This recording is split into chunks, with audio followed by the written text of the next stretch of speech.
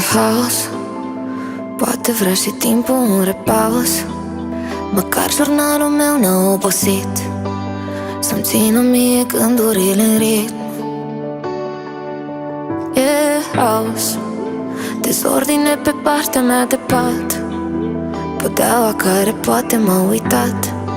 Am plecat, nimic nu s-a schimbat. Mi-a lipsit căldura ta, nici tu n-aveai pe cine îmbrățișa, dar n-aveai suflet să spui și eu n-am vrut să uit. Am nevoie de tine, de tine, de tine și din tine mai vreau un pic, că doar noi știm cel mai bine, mai bine, mai bine, că nimeni n-a fost aici. Eram singură cu tine, cu tine, cu tine și cu tine vocile se simt. Și dacă nu găsesc chiar liniștea, știu că e între noi în camera mea.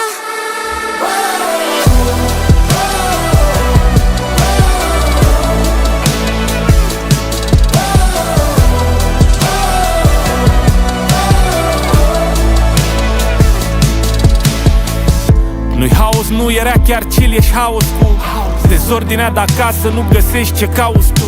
Ești rece acum, simt cum mă închid când mă oprești, să înțeleg ce gândești, ce butoane să-mi apeși. Nu să-la din povești când vrei să zbori, să mă fac preș.